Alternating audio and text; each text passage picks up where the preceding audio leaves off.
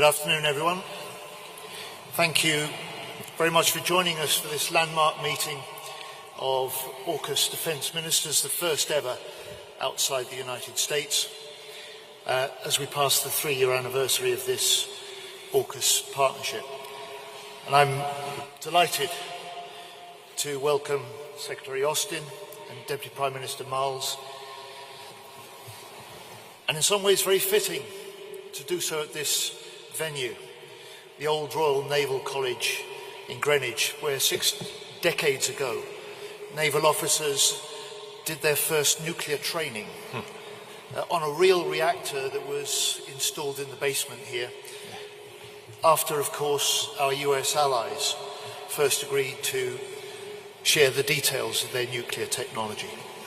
And 60 years on, that same spirit of sharing skills, technology and trade between the UK and the US and now Australia is the foundation for AUKUS and driving us to go from strength to strength. And this close relationship between the US, Britain and Australia has long been a force for stability, security and democracy in the world. From both world wars to the war on terror, our 3 nations have stood shoulder to shoulder through the generations. And today, in a world of growing uncertainty, this partnership has never been more important. That's an importance that is not just military, it's also economic. And through our meetings today, we've been planning to drive this AUKUS partnership still further, boosting our collective prosperity and security in 3 ways. First, our investment in this partnership helps our industries to prosper and it breaks down barriers to trade. Second, the skills and expertise that we share boosts jobs and boosts growth across our nations. And third, the investment in our future technologies helps drive innovation and will help develop new warfighting capabilities.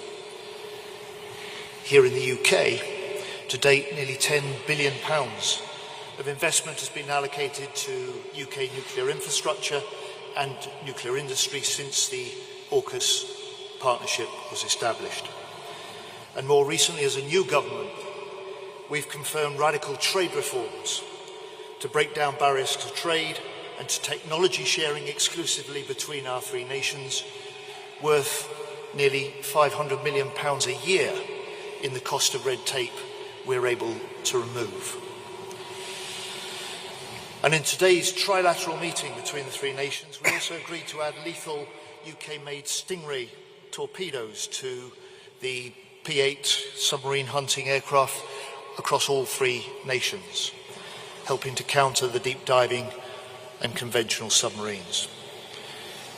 And of course then continuing the same commitment to sharing skills and intelligence which goes back those 60 years to the original nuclear engineers. The UK has today agreed to train hundreds more Australian to operate, maintain and regulate modern nuclear-powered submarines, after the first course of 250 Australians was completed this month. And as part of that work, I can announce that Deputy Prime Minister Miles and I have agreed that negotiations will soon be underway for a new bilateral treaty to bind our AUKUS collaboration into law. So this not only reflects our commitment to secure a secure Indo-Pacific region where international rules are respected, it also sends a very strong message that our defence alliance is one that will endure for many decades to come.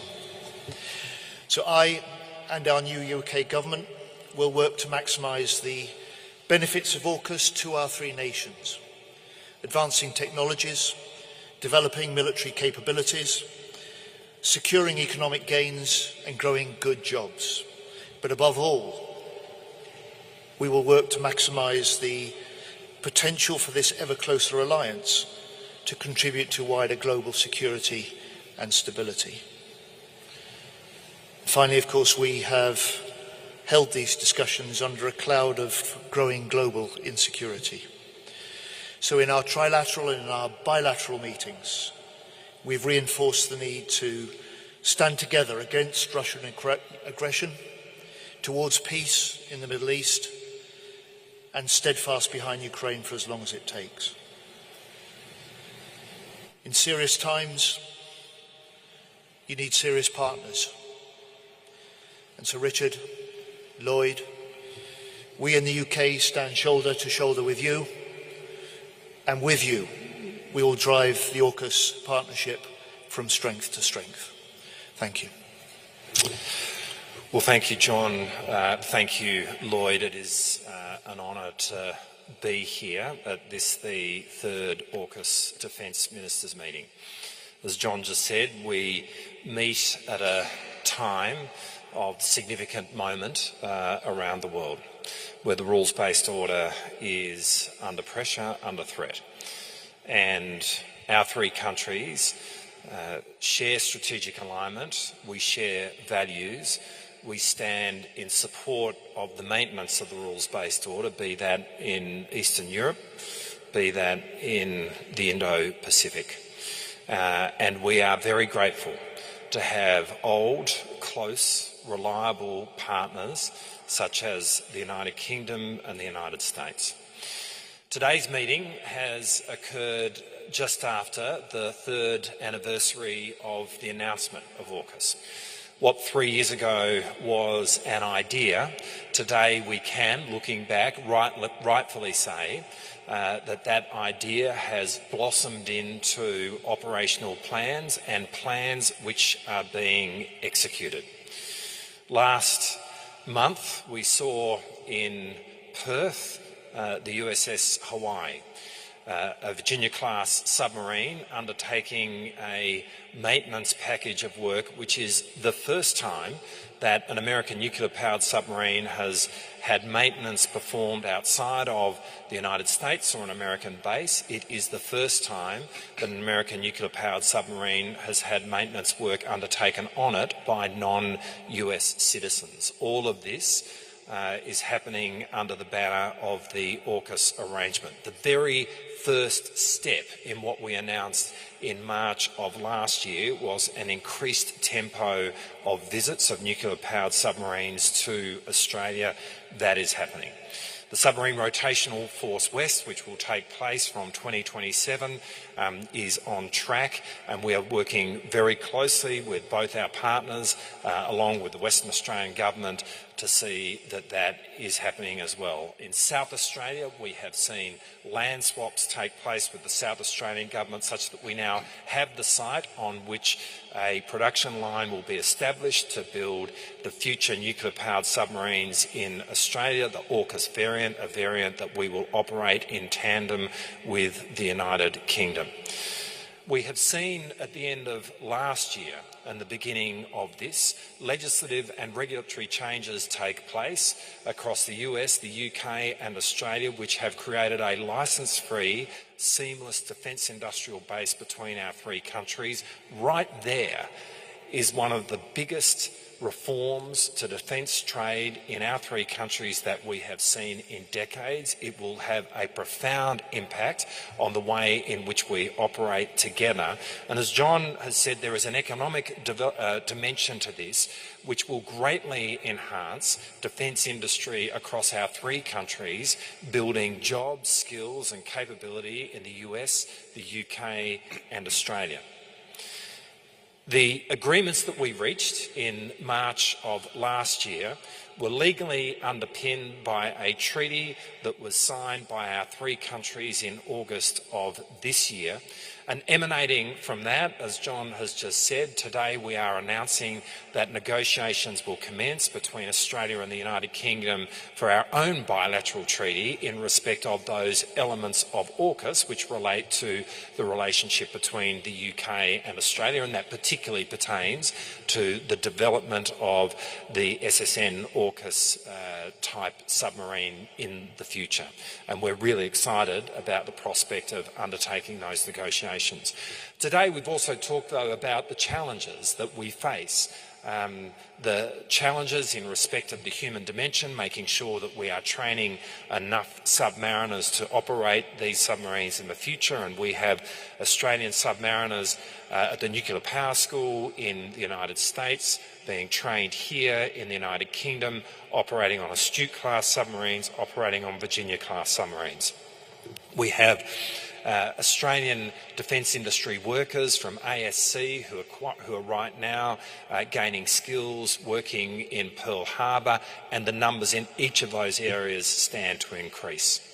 Australia is funding 4,000 additional university places across our university system in AUKUS disciplines to make sure that we are building the skills that are needed to deliver this project.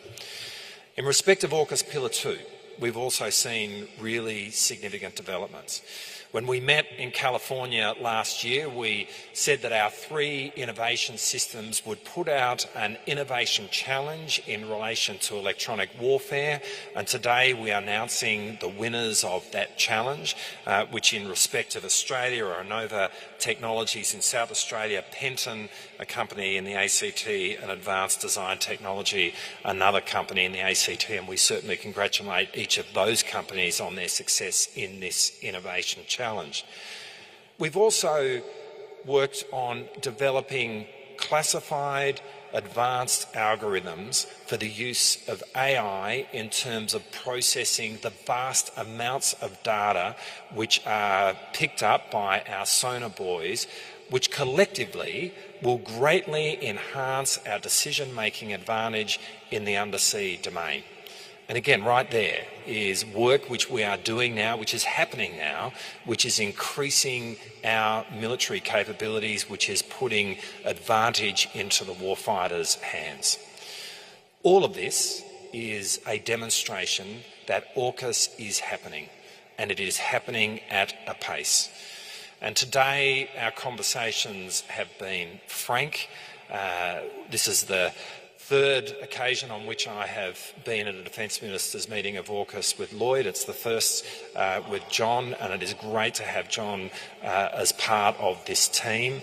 And there is very much a sense of team as we meet to discuss this project going forward. I think it's fair to say that the personal rapport and friendship which exists amongst the 3 of us up here is emblematic of the closeness of the relationship between our 3 nations, which is now being embodied each and every day in a much deeper way through AUKUS.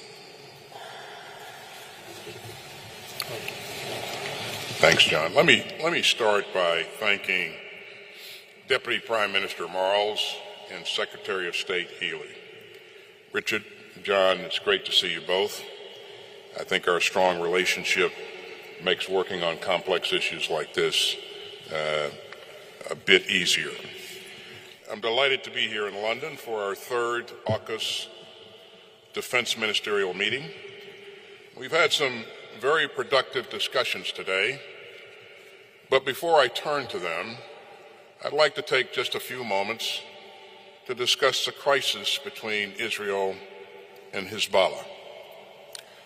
The situation in Lebanon and northern Israel is deeply troubling. Lebanese Hezbollah, an Iranian-backed terrorist group, began firing rockets into Israel unprovoked on the day after the October 7th terrorist assault by Hamas. And Hezbollah has not stopped since. And like any other state, Israel has a right to defend itself. And almost a year later, tens of thousands of Israeli and Lebanese civilians still cannot safely return home. And we now face the risk of an all-out war. Another full-scale war could be devastating for both Israel and Lebanon. So let me be clear. Israel and Lebanon can choose a different path. Despite the sharp escalation in recent days, a diplomatic solution is still viable. A diplomatic solution, not a military solution, is the only way to ensure that displaced civilians on both sides of the border can finally go back home. So I echo the call of President Biden and President Macron and other leaders yesterday for an immediate 21-day ceasefire. And that will provide time for the diplomacy needed to achieve a durable arrangement that will allow Israeli and Lebanese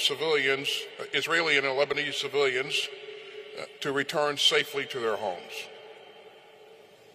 This time can also be used to conclude and implement a deal to secure a ceasefire in Gaza and to bring all of the hostages home. All parties should seize this opportunity. It can bring much needed calm to Israelis, Lebanese, and Palestinians whose lives have been turned upside down since the Hamas assault on October 7th.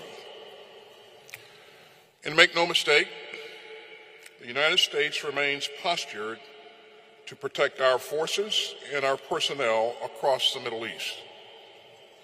And no one should try to exploit this crisis or expand this conflict. So we will continue to work tirelessly to avoid another tragic war and to find a diplomatic path forward. And with that, let me turn back to today's AUKUS agenda. Together we have reaffirmed the extraordinary strength of our AUKUS partnership, and we showed our shared vision for an open, free, secure, and prosperous Indo-Pacific.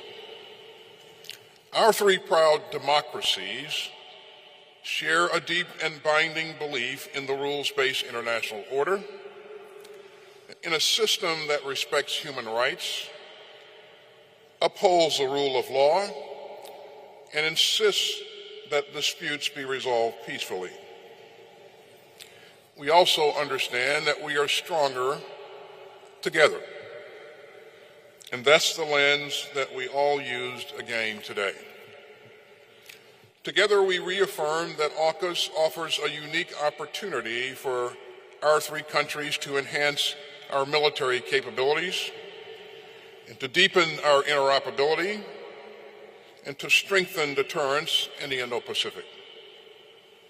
Today we reviewed our progress on Pillar 1 toward providing Australia with a conventionally armed and nuclear-powered submarine capability, while upholding the highest standards of non-proliferation. And I want to thank the sailors from all three of our navies who are working tirelessly to ensure that we succeed. Over the past year, we increased the number of officers and sailors from the Royal Australian Navy attending U.S. and British submarine nuclear reactor schools. And U.S. and Australian sailors, along with UK observers, recently conducted maintenance together on a U.S. submarine visiting Australia. This was just a first step toward ensuring that Australia has a sovereign, nuclear-powered submarine capability. And we're also making progress towards having a rotational presence of U.S. submarines by as early as 2027. Both will help to enhance security and stability across the Indo-Pacific region. The United States also remains committed to supporting Australia's efforts to recruit and train the skilled workforce needed to build, maintain, and sustain and operate a nuclear-powered submarine.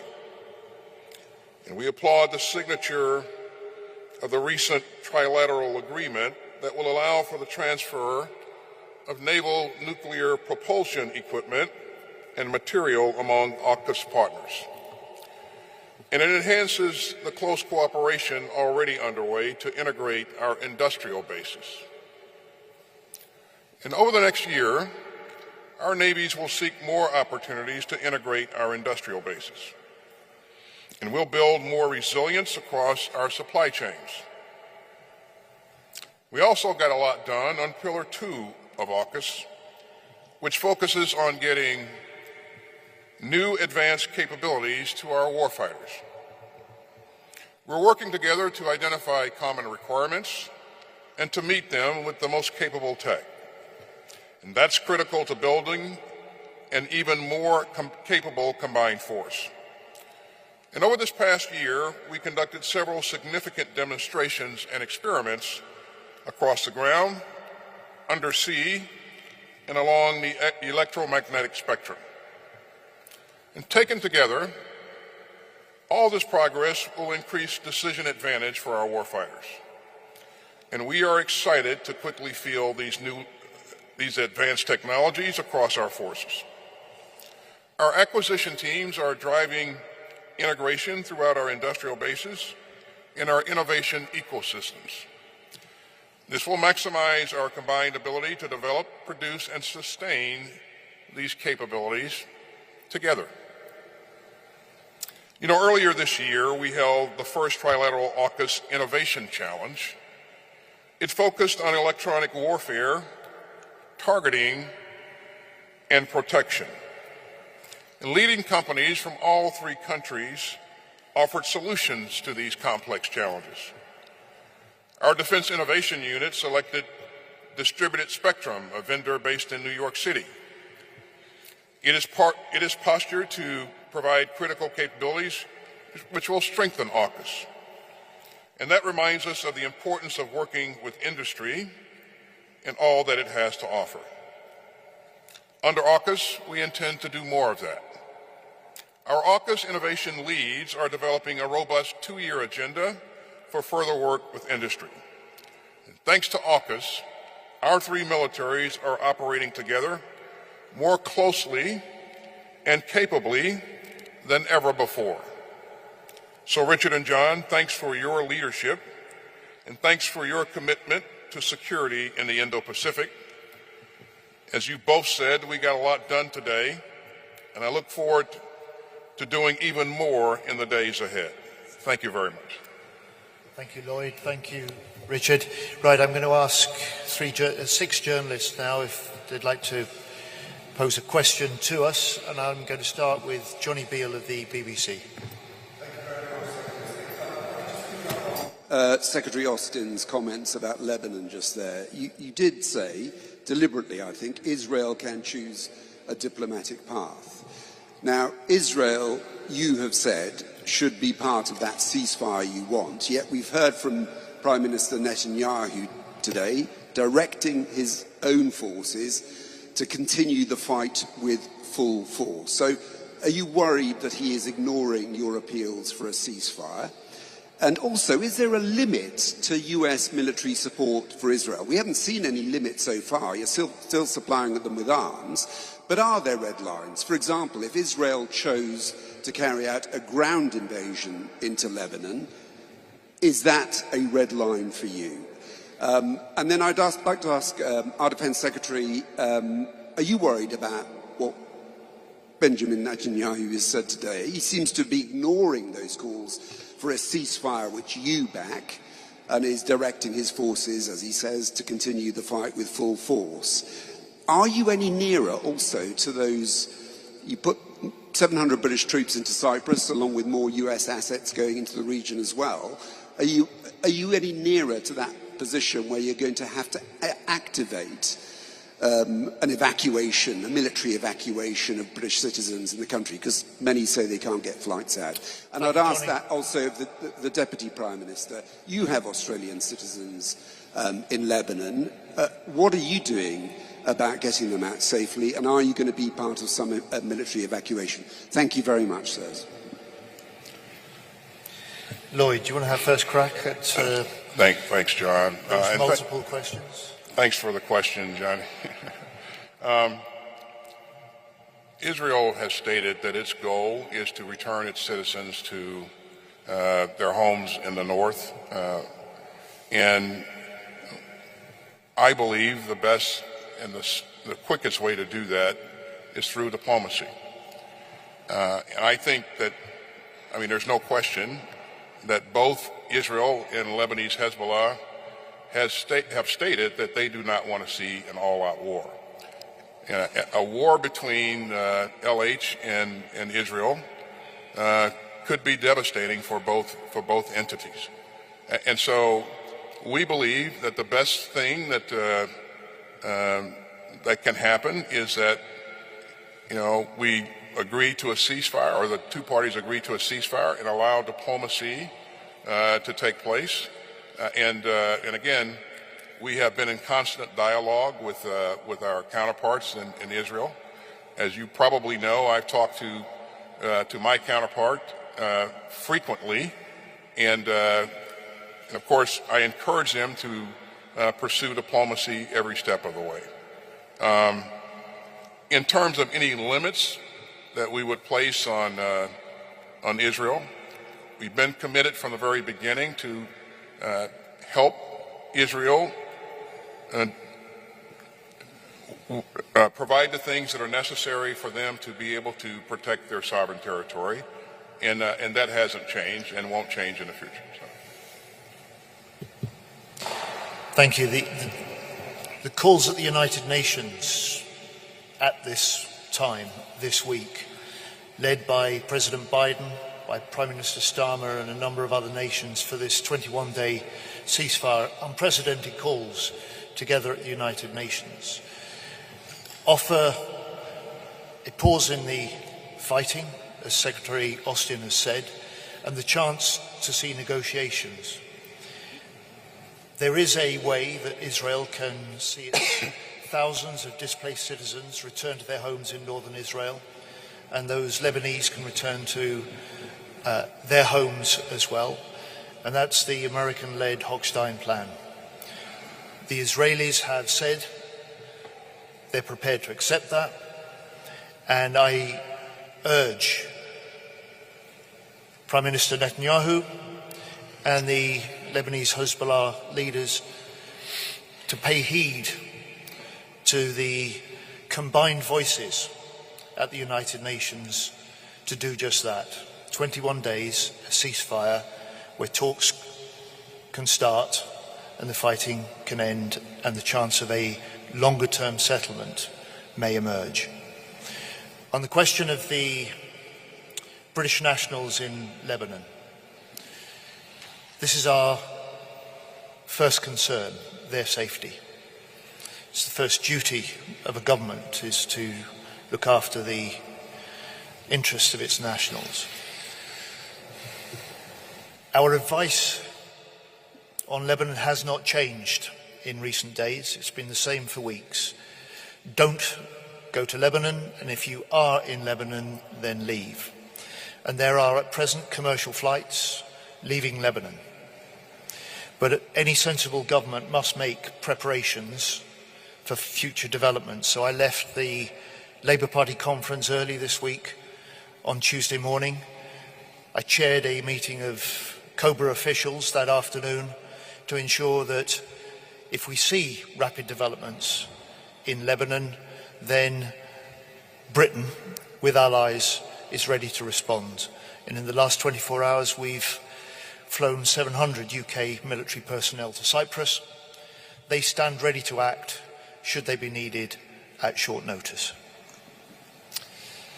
Well, firstly, Australia has added its voice, along with the US, the UK and other countries, for a call for a 21-day ceasefire to enable diplomacy to have the opportunity to establish a longer-term peace on the Israeli-Lebanon border. There are a significant number of Australian citizens who are in Lebanon, and we have been very mindful of that population of Australian citizens in Lebanon really since this conflict began. We do have in place plans and preparations in respect of a range of scenarios, and we stand ready to activate those preparations. But the most important thing that can be said right now is to echo what John has said, and that is that Australians who are in Lebanon now, this is the time to leave. Don't wait. Take the opportunity to leave while you can. The quickest way to getting to safety is to take steps as we speak. And for those thinking of going to Lebanon, don't go. It is really important that people use this moment. And we are speaking as loudly as we can to the more than 10,000 Australian citizens who are in Lebanon. Now is the time to leave. Thank you. Can I move to Bridget Rollison, please, ABC? Thank you. Secretary Austin, as the Deputy Prime Minister said, Australia has thousands of citizens in Lebanon. Given the close partnership that we've seen evident today, will the US, has there been discussions about how the US could possibly help Australia in getting these citizens out safely? Bridget, there's a bit of an echo, so I couldn't understand the question completely. If you could move your mic a little closer, and speak up a little bit. Sure. I was just wondering if there's been any discussions about how the US can help Australia get their citizens in Lebanon out safely, given the partnership we've seen on display evident here. How we would help Australia leave Lebanon, is that the question? Correct. Australia is a valued ally, and certainly we don't want to engage in any hypotheticals at this point. As you've heard the Deputy Prime Minister say, he is doing things to continue to plan and put means in place to be able to offer options to the Australian leadership if it comes to that. We do the same thing, and as you heard Secretary Healy say, he is doing the same thing. And we are close allies. We will always endeavor to help each other when and if that time comes. But again, that hadn't presented itself yet. But Australia and the UK, I would hope that they would feel that they can always count on the United States of America. Perhaps I might just respond and say there's not been any request, obviously, of the UK or the United States. I mean, right now we are talking about a hypothetical, but the most important message for people today and Australian citizens in Lebanon today is to leave. That's the most important step that people can take. But as Lloyd said, we, in our preparations for a range of scenarios, work really closely with both the US and the UK. There is a history of cooperation which goes back decades. We have seen scenarios in Lebanon previously over the last 2 decades, and they still remain fresh in our minds. But the most important step in relation to all of this as we speak is for Australians in Lebanon to leave today, right now. Thank you. Hayley Britsky, CNN. Thank you so much. Secretary Austin, you've spoken with your Israeli counterpart multiple times in the last week. Given Prime Minister Netanyahu's comments today, do you have confidence that Israeli leadership is listening to the U.S. when it comes to this conflict with Hezbollah? And Secretary Healy, for you, can you speak about any detailed conversations between you and Secretary Austin regarding lifting the ban on Ukraine using Storm Shadow missiles to strike deeper inside of Russia? And is the UK prepared to move forward in allowing Ukraine to do this without the US if the US does not give approval? Thanks, Haley.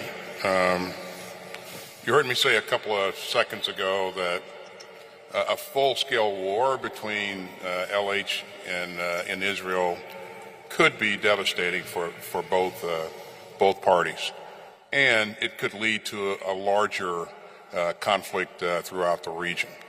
So that's not in the best interest of anyone. And the best way forward is to pursue a ceasefire that will enable diplomacy to take place.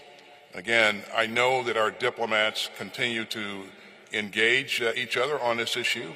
I am confident that they'll continue to find a way to do just that, get to a point where we can see a ceasefire and still work towards a diplomatic solution. But we recognize that there's hard work to be done. We are committed to doing that work. And yes, I am optimistic that the right things will happen. Haley, we've been a government now in the UK for 10 weeks. In that time, we've stepped up the military aid that we've providing to Ukraine. We've sped up the deliveries of the aid that had previously been pledged.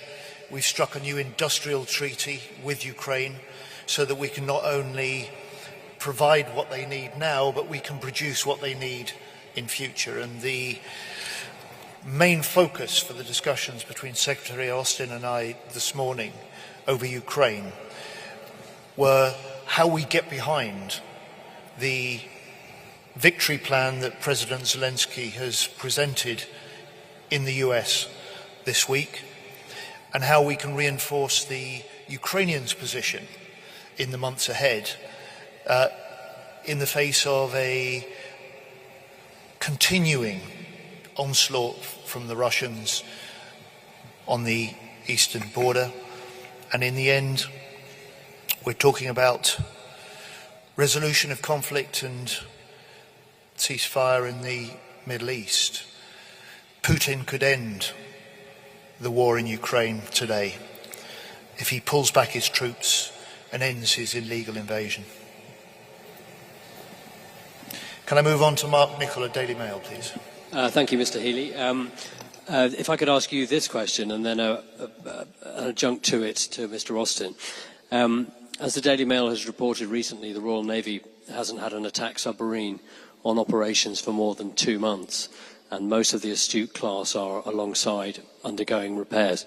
This has necessitated a greater reliance on the UK's allies, in particular the United States.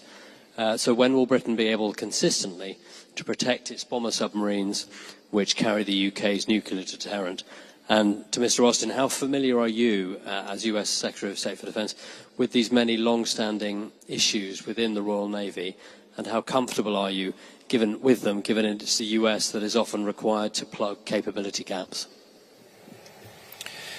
Well, Mark, you know I won't comment as Defence Secretary on anything operational, but I will say as Defence Secretary I will allow nothing that compromises the security of our UK nuclear deterrent.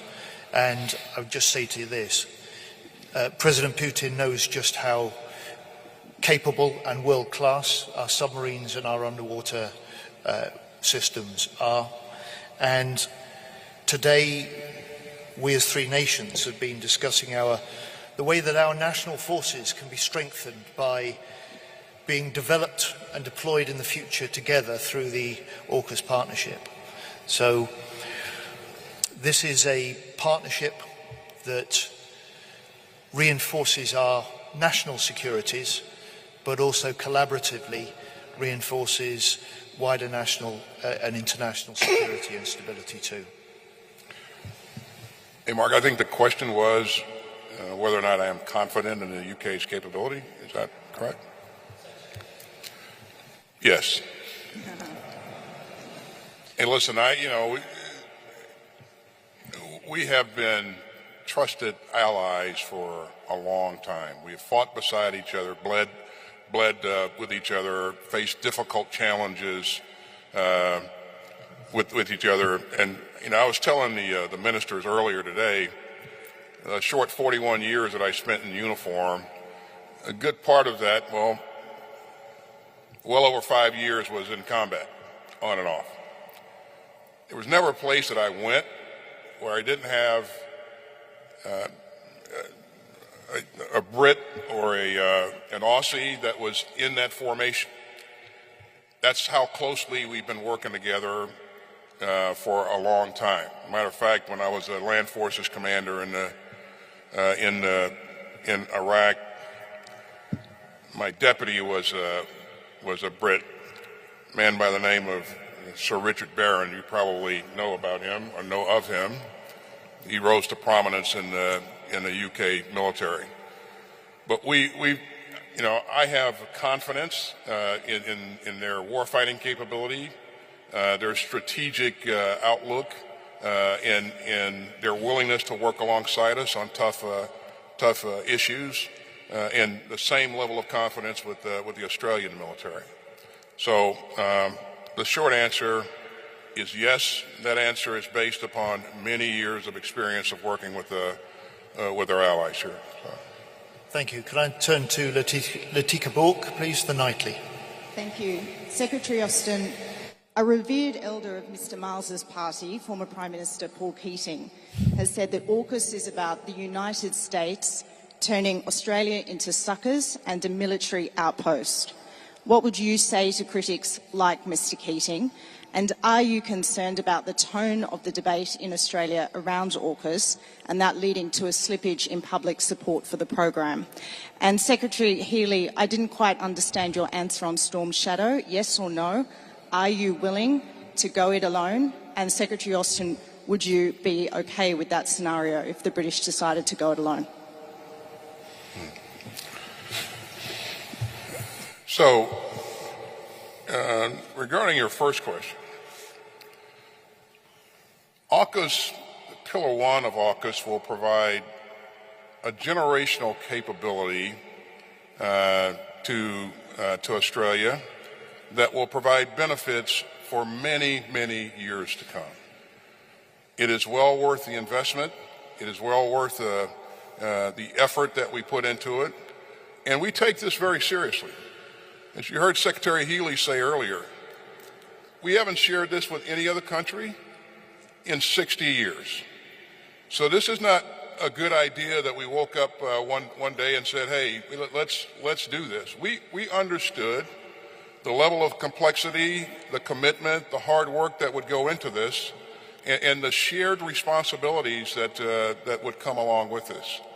And what I've seen throughout in working with our trusted allies here is just that, tremendous commitment.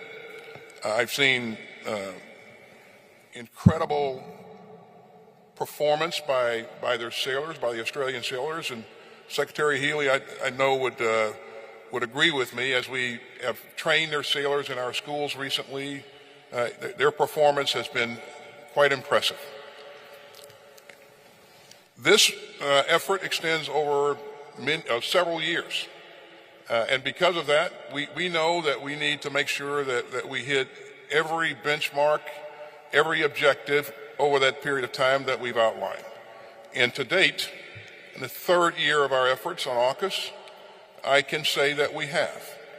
And we continue to press forward to make sure that, that we're doing everything that we need to do to ensure that this capability comes to life. And it's already coming to life.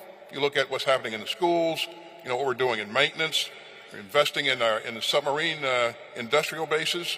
So we are creating capability, and we are committed to making sure that Australia has what it needs to have going forward, and it will make its own sovereign decisions about what it will do in the future. We fully expect that. But thanks. Let me add to that. I said earlier that we've just completed the first course, our Royal Navy training 250 Australians in nuclear engineering. I'm proud to say also we've got Australian submariners now serving on one of our astute submarines. And we've got Australian experts now in our wider nuclear enterprise. These are just the very first steps. They will increase during the year ahead, and it's part of the way that we bind our AUKUS partnership closer together and we develop it further for the future. On your other question, there really is only one person, that benefits from the public debate about specific capabilities, and that's President Putin.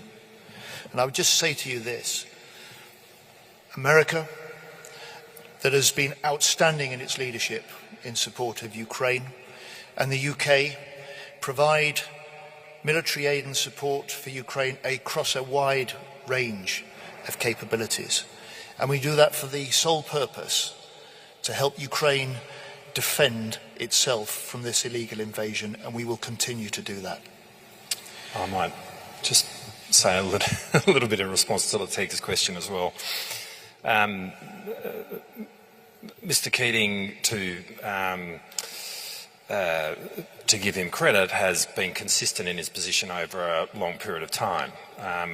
What Mr Keating is saying now is what Mr Keating was saying in March of last year, so there's really nothing new in his comments, and obviously he is perfectly entitled to the view that he holds.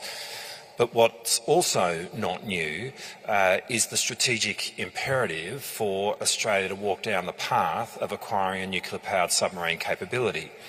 Just to be able to maintain the submarine capability that we had in the early 2000s when we first introduced the Collins-class submarine into the future will require us to move down a nuclear-powered path. Because as we move into the 2030s and 40s, diesel-electric submarines will become increasingly detectable, and as a nation which is positioned where we are, which is ocean-going, which is so connected to the world through our sea lines of communication, we have to have a top-of-the-line, first-rate, long-range submarine capability, and the only way we achieve that is through a nuclear-powered submarine capability. So to be able to have the same capability in the future that in Mr Keating's time he was planning for with the Collins-class submarines, we must walk down this path. But of course, a nuclear-powered submarine capability will be greatly in advance of anything that the Collins-class submarines offer us today, as capable as they are.